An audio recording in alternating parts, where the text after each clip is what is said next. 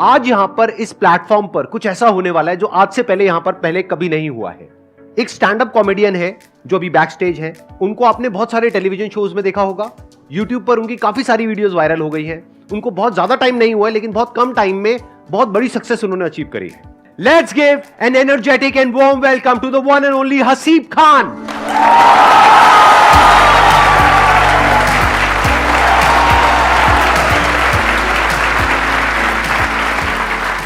तो आज का दिन हसीब आपका है। यहां पर आप अपना परफॉर्म करिए, जो भी आप करना चाहते हैं। मैं वहां पर ऑडियंस में बैठूंगा। उसके बाद में हम लोग यहां पर बैठेंगे और डिस्कशन करेंगे कि ये जो आप करते हो किस तरीके से करते हो, क्योंकि एक बहुत बड़ी आर्ट है, ये हर एक में नहीं होती है क्वालिटी। अब ये स्टेज आपका है। Let's give a big hand for him.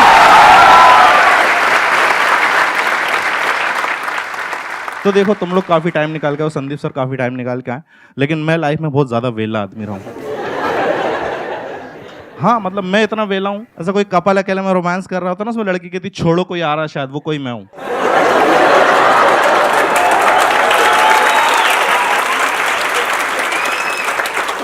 तुमने कहावत सुनी, जंगल में मोर नाचा किसने देखा? कितने लोग मिडिल क्लास फैमिली बैकग्राउंड से? अच्छी बात है, तुम लोगों को पता है that you are from middle class. दिक्कत उनके साथ आती है जिनको नहीं पता होता। हाँ यार, बहुत से लोगों को नहीं, जैसे मेरे को मेरा खानदान समझ में नहीं आ रहा कि ये कौन लोग हैं जो भूखे भी नहीं मर रहे हैं और स्प्लेंडर भी नहीं खरीद पा रहे हैं।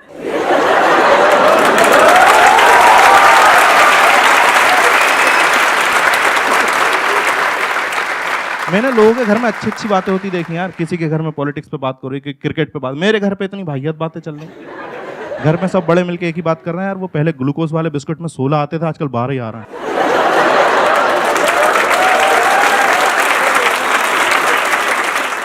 और पता है लॉजिक है, जब 16 बिस्किट आते थे तो उसमें हम 8 लोग थे घर में, उसे 2-2 बांट के खाते थे। उसने 14 कर दी, हमने बहन की शादी करा दी।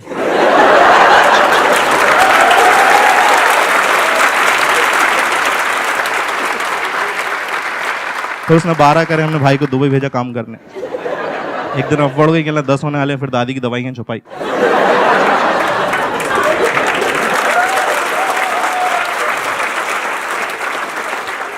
यार दादी बहुत याद आती सच में।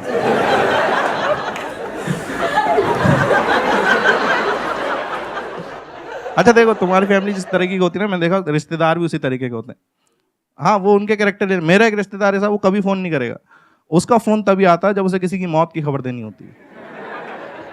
उसको इसी चीज में मजा आ रहा है यार। उससे पहले कोई खबर दे जाओ उसे बुरा लग जाता। और इतनी जानकारी इकट्ठी करके फोन कर रहा है, सामने वाला रो रहा है, कह दो कि झूठे कराए नहीं, लाश सामने पड़ी। इसकी कोई टाइम ही नहीं यार। दिन रात को 3 बजे कॉल कर दिया, उठाने से मैं डर गया, मैंने अपने घर के गिने। मेरा भाई नहीं था, मैं चिल्लाने लगा यार। वो बाथरूम से बिना धोए भाग के आया।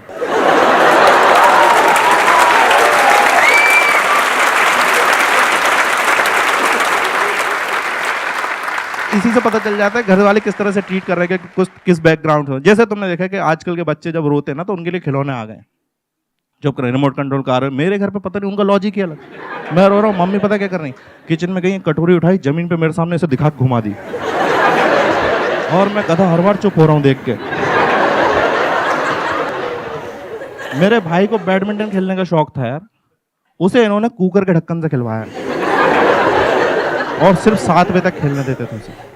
कहते थे आगे दाल चढ़ेगी। अच्छा, कितने लोग यहाँ पे सिंगल हैं? हाँ देखो, मेरे को तुम्हारा कुछ करना नहीं है, बस मुझे देख के अच्छा लगता है।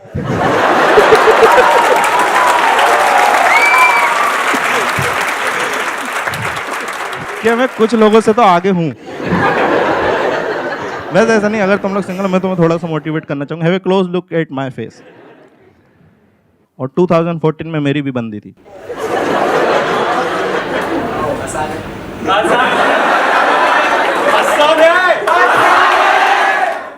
सर ने आसान है बोला, बन गई।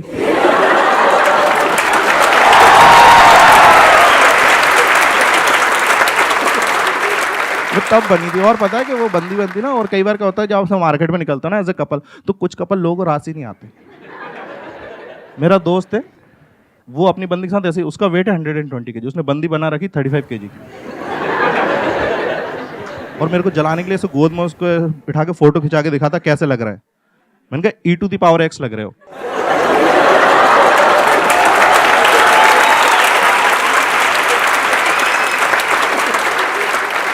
ये अलग लेवल होता है प्यार का।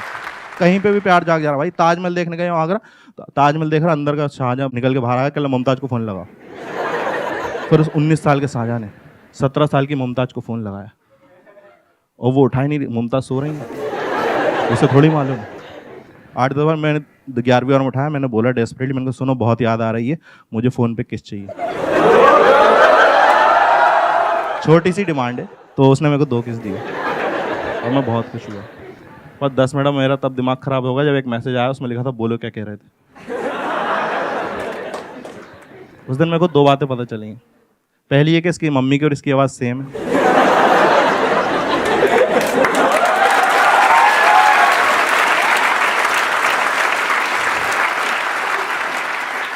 और दूसरी है कि इनका खानदान कुछ ठीक नहीं है।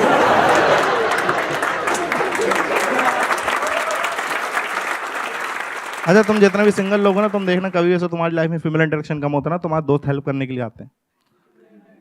मतलब उनका कोई ऐसा तुम्हारी गर्लफ्रेंड नहीं बनाना चाहते, बस ऐसी दिखाते हैं मदद कर रहे हैं तुम्हारी, और अजीब अजीब सलाह देंगे। खास तौर पे अगर तुम बिलो एवरेज शक्ल के हो तो तुम्हें सच बताना सलाह जरूर मिलेगी कि लड़कियां ना शक्ल नहीं दिल देखती हैं। और फिर तुम्हें 2-3 महीने अच्छा भी लगता है कि सही बात है, लड़कियां दिल देखती होंगी। फिर समझ में आता है दिल दिखता है किसका है।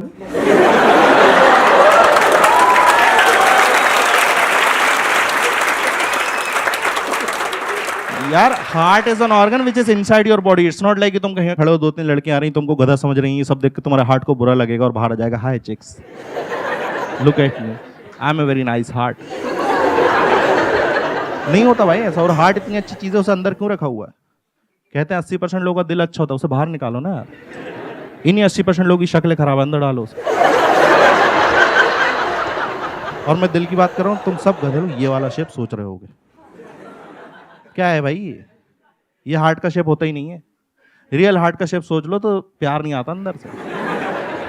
इतना घटिया लगता है ना वो लगता है शादी में लगे जनरेटर की तरह।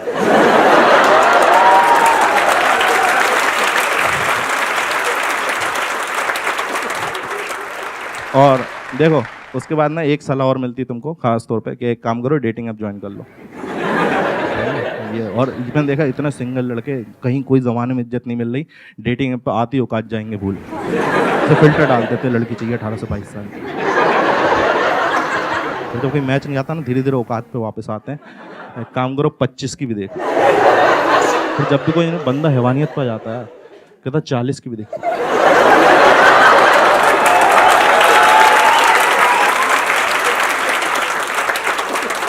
और मेरे इतने नखरी नहीं भाई, मैं डेटिंग ऐप पे सीधा से लिखता हूँ लड़की चाहिए वो भी जिंदा।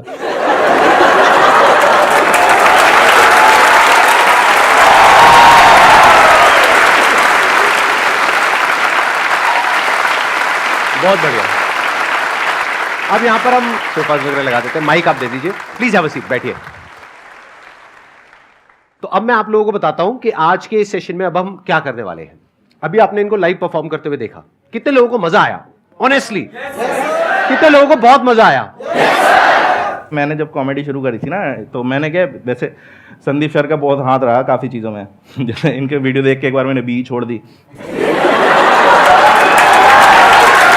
एक मिनट, क्या छोड़ दी? इंजीनियरिंग को बी बोलते हैं हम लोग। अच्छा बी, ओके। मेरे को लगा कह रहा हूं बीड़ी छोड़ दी। हाँ, तो मैंने क्या इंजीनियरिंग छोड़ दी और मैंने वो कोट्स पढ़ लिए थे कि आप सक्सेसफुल हो जाते हो ड्रॉप आउट हो तो मेरे दोस्तों ने बताया फर्स्ट ईयर में नहीं छोड़ते।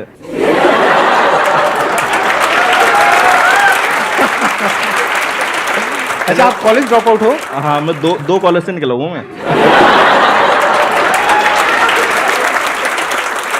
मैं फर्स्ट निकला था ना, फर्स्ट कॉलेज से, तो मैं इसलिए निकला मेरे को कोई गवर्नमेंट कॉलेज लेंगे। अब पता चला कि मिल तो गया लेकिन अब समझ में नहीं आ रहा, वहाँ कुछ निकल ही नहीं रहा, कुछ समझ में नहीं आ रहा, तो थर्ड ईयर में वहाँ से भी छोड़ दी। और ऐसा नहीं, मैंने सबसे मतलब पूरे 3 साल के कॉलेज में एक सबसे अच्छा काम करा था, कॉलेज की वेबसाइट बना दी थी मैंने। वो दिक्कत ये थी, उन्होंने कहा नहीं था बनाने को।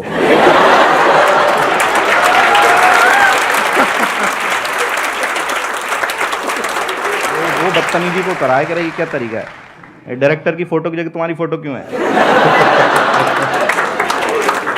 ये क्या डायरेक्टर मैसेज में वाहियात बातें लिखी हुई है कि don't study too hard, just fall for rich girls and money will come from their fathers bank account.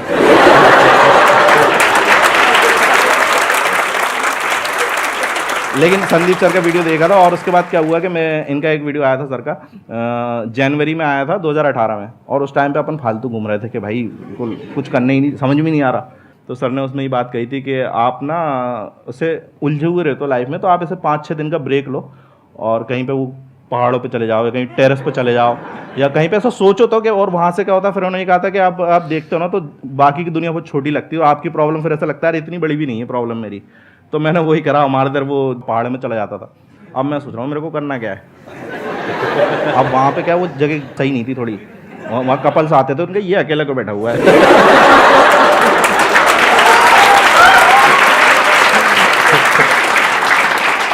और मैं अपना सोच रहा हूँ मुझे करना क्या है।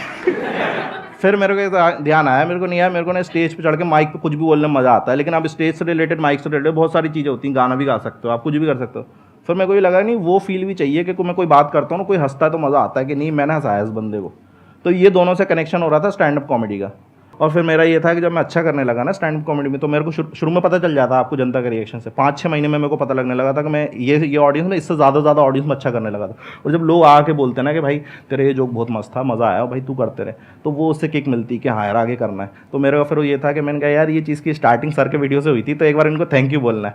तो उसमें फिर ये भी था कि सर का ये रहता है कि मुझसे कोई मिल तो सकता नहीं चाह के। तो मैंने कहा यार अब देखते हैं कभी, पर कभी मिलना होगा तो मेरे को थैंक यू बोलना था सर। आपको उस वीडियो से सच बताऊँ मेरा बहुत फ़ायदा हुआ है। वो वीडियो मैंने देखा था और उसके बाद से मैं स्टैंड अप कॉमेडी में तो आ गया, और मेरे हिसाब से मैं ठीक ठाक कर रहा हूँ, बहुत अच्छा कर रहे हैं। वो होता है ना कि कई बार आपको किक मिलती है, आपको बहुत जगह से ऐसे फटकार मिलती है ना, तो अब मैं क्या था फालतू था, तो फालतू में आदमी प्यार में पड़ ही जाता है। हाँ, तो एक हमारे मोहल्ले में एक बंदी थी, मैं उस पर ट्राई मार रहा था, तो उसने भाई साहब रिजेक्ट कर दिया, और उसने ये बोल दिया कि यार तुम्हारे में और मेरे में ना ज़मीन आसमान का फ़र्क है, ऐसा बोल के रिजेक्ट कर दिया। तो मैंने फिर एक वो मिला, गुस्सा आया, और प्लस सर का वीडियो देखा, वो दोनों का कॉम्बिनेशन इतना बड़ा कि फ़र्क तो रहने दिया, ज़मीन आसमान बदल दिया अपन ने। क्या बात है।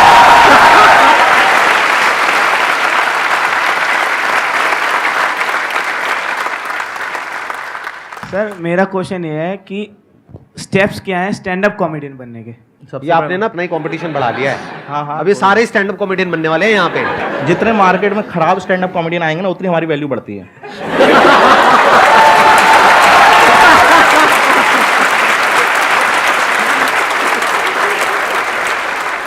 वो एक मीम है ना, गजब बेइज्जती है।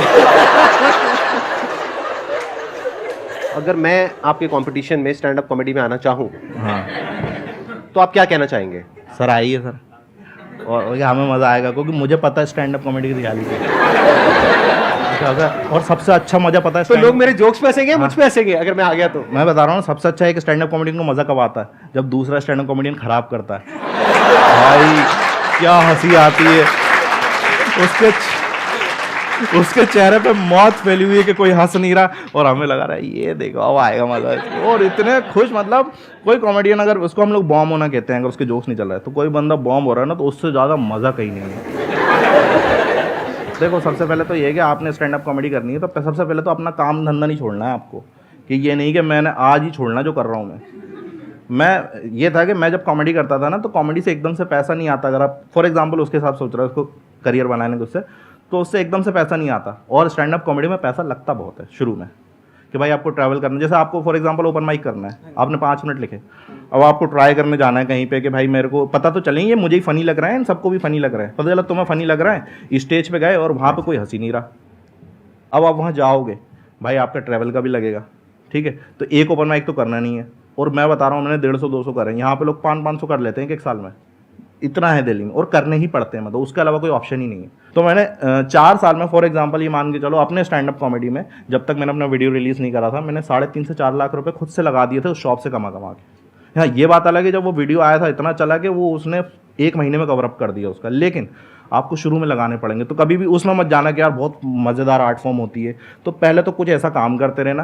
प्लस बस ये है कि आपको जब लोग आके बताने लगे कि आप अच्छा करते हो, तो आपको खुद ही मज़ा आने लगता है, और आपको नहीं बताने लगे तो भी समझ में आ जाता है कि आप तो नहीं करनी है। तो कहीं कहीं पे कुछ चीज़ों को छोड़ना भी पड़ता है। कुछ कुछ मैंने स्टैंड अप कॉमेडी से लेकर 4-4, 5-5, 6-6 साल से कर रहे हैं, उनको जोक तो आज भी हंसी नहीं आ रही, लेकिन वो जस्ट बिकॉज कि नहीं मोटिवेटेड रहना, अपना करियर बिगाड़ लेना। अरे कहीं कहीं समझ भी जाओ, थोड़ा रहम भी तो करो ऑडियंस पे।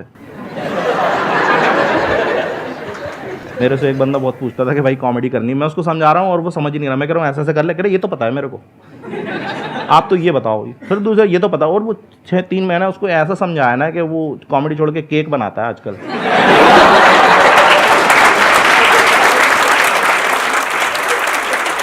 लेकिन अब ये देखो कि उसका फायदा, वो केक बहुत अच्छा बनाता है। ये जो आर्ट है ना, ये एक पूरा का पूरा इसका एक प्रोसेस होता है, वो दिखता नहीं है आप लोगों को। आप लोगों को लगता है कि मतलब स्टैंड अप कॉमेडी मतलब जैसे हम ग्रुप में बैठे हैं और हंसा रहे हैं, वो एक अलग चीज है, और यहाँ पे स्टेज पे आकर के परफॉर्म करना वो एक अलग चीज है। उसमें पूरा एक बिल्डअप होता है कि पहले क्यूरोसिटी क्रिएट करनी होती है, फिर एकदम से वो लैंड करता है, जो अनएक्सपेक्टेड होता है तब हंसी आती है। हाँ, तो इसको आप सीख भी सकते हो, जो वर्ल्ड के बेस्ट स्टैंड अप कॉमेडियंस हैं उन लोगों से, उनकी बुक्स मिलेंगी आपको। मैंने तो पढ़ी थी एक बुक, जैसे नाम ले सकते हैं बुक का क्या? हाँ हाँ प्लीज प्लीज। हाँ, एक कॉमेडी बाइबल करके जूडी कार्टर की, तो वो बुक पढ़ी थी मैंने, शुरू में ही ले ली थी। मेरे को ये था कि मैं वो था ना, मैं भोपाल से हूँ, तो मैं खराब कर रहा हूँ, तो मुझे जिनसे पूछ रहा हूँ मुझसे भी खराब कर रहे हैं। तो मैंने कहा बुक ही खरीद लो, क्योंकि अब दिल्ली में तो बड़े बड़े कॉमेडी साथ में मिल जाएंगे आपको। लाइक वो जो बंदा 10 साल से कर रहा है वो भी बगल में बैठा है, सेम लाइनअप में आपके, वो परफॉर्म करने वाला फिर आप करने वाला। वहाँ ऐसा था ही नहीं, तो मैंने बुक खरीदी। तो मेरे जो शुरू के सवाल थे ना, बहुत होते हैं स्टैंड अप कॉमेडी, उनको लगता है यार फट से मिल जाए चीज़, क्योंकि है इतनी वो अट्रैक्टिंग इतनी है कि भाई फट से मिल जाए, तो उनके सवाल इतने होते हैं। तो मैंने जब वो बुक पढ़ी ना, मेरे बहुत से मन के सवाल तो वहीं सॉल्व हो गए थे। और एक टाइम के बाद बुक छोड़नी भी पड़ती है कि नहीं, बुक जैसे संदीप सर बोलते हैं ना, मेरे वीडियो देखो और एक टाइम के बाद छोड़ भी दो। तो सेम चीज़ बुक के साथ भी, ये नहीं आप बुक में लग गए तो फिर आपने सीखने के बाद आप वो एडिक्ट ही हो गया, पता चला वो जूडी कार्टर ही बन गए पूरे के पूरे। राइट। तो वो नहीं करना, अपना भी तो लाना है। तो एक टाइम के बाद मैंने वो बुक पढ़ना भी छोड़ दी। मैंने फिर वो जो जिसको बताया था मैंने केक बनाना सिखाया था, उसको बेच दी वो। ये ऑन द स्पॉट बनाया ना आपने जोक? हाँ नहीं, ये रियलिटी भी है। अरे कहाँ। नहीं यार, वो क्या होता है कि आप करते रहो ना, तो ऑन द स्पॉट बहुत सी चीज़ें बन जाती हैं, तो मज़ा भी आता है कई बार करते करते। ऑन द स्पॉट में एक अलग फ्लेवर आता है, लेकिन वो यही है कि वो करते करते आ जाएगा आपको। तो मैंने वो बुक पढ़ी और उसके बाद छोड़ दी, और उसके बाद फिर मैंने अपना उसमें डाला कि भाई मेरा यूनिकनेस क्या है। तो फिर वो चीज़ आया, फिर अब मैंने वो बुक दोबारा खरीदी जब मेरे को लग रहा है कि कुछ और टेक्निकलिटीज़ हैं। आप किसी भी बुक को दोबारा पढ़ो, पहले से ज़्यादा समझ में आता है। तो आपको उस क्वेश्चन का आंसर तो मिल ही गया होगा जो आपने पूछा था, जो नहीं पूछा था उसका भी मिल गया होगा। ये इनकी खास बात है। मेरी यार थोड़ी दिक्कत यही है कि मैं बहुत बोलने लगता हूँ। तो अरे बहुत अच्छा बोल रहे हो आप। हाँ।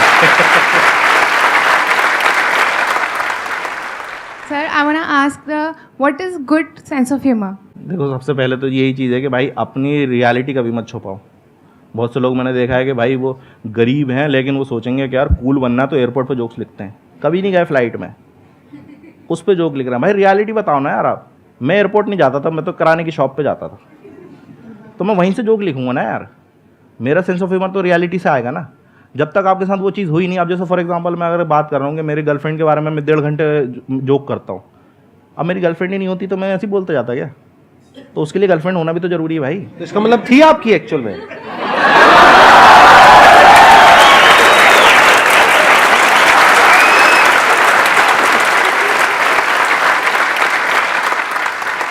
कहाँ थे अपन? हाँ, तो वो वही। हाँ, तो जो उसके साथ हरकत हुई ना, अब उसके साथ जैसे घूम रहा है बंदी के साथ ऐसे ही होता है। आप घूमने जा रहे हो तो अजीब अजीब हरकत। अब क्योंकि मेरे साथ वही है, मेरे जब भी मैं इतना डिमोटिवेट हो जाता था, मेरे को पता था, मेरे को ऐसा लगने लगा था एक टाइम के बाद कि प्रपोज का मतलब ना ही होता है। और मैं तैयार रहता था उसके लिए कि ना होगी तो क्या करना है। संदीप महेश्वरी की वीडियो देखने हैं।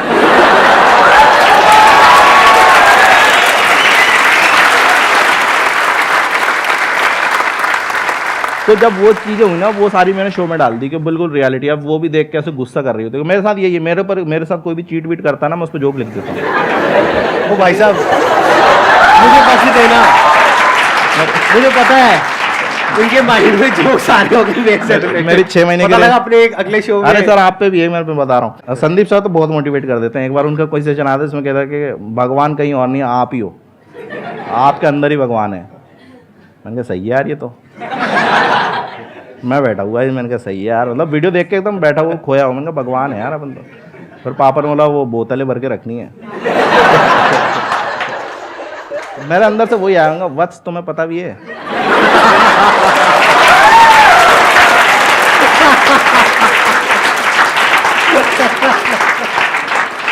कि तुम किससे बातें कर रहे हो।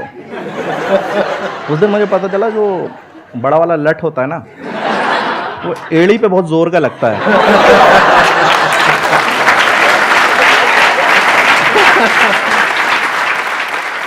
Thank you so much Haseeb for coming, it means a lot to me and to everybody in the audience. हम सबको आपसे बहुत कुछ सीखने को मिला और मजा तो आया ही आया।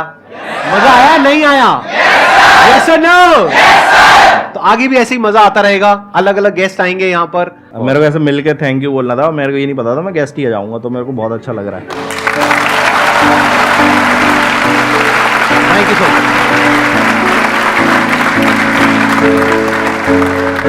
मच।